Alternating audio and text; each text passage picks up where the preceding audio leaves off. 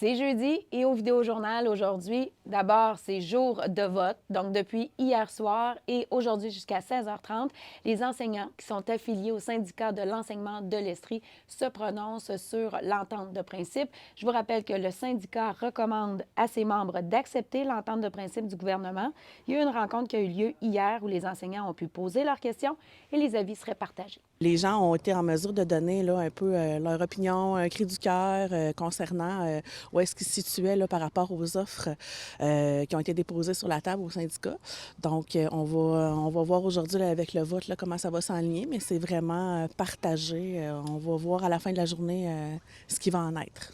Le président du syndicat sera en entrevue plus tard cet après-midi à Vivement le retour et au téléjournal Estrie, une fois le vote connu.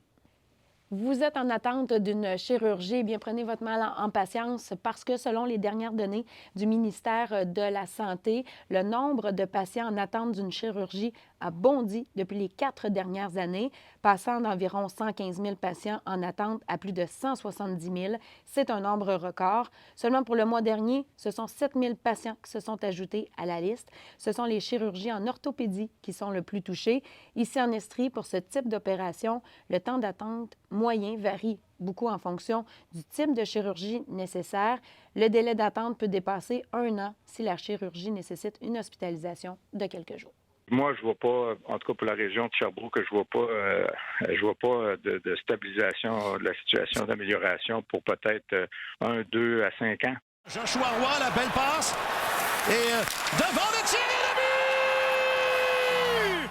En terminant, je vous en parlais un peu plus tôt cette semaine, Joshua Roy, ancien joueur du Phoenix de Sherbrooke, qui a fait ses débuts dans la Ligue nationale de hockey avec le Canadien de Montréal.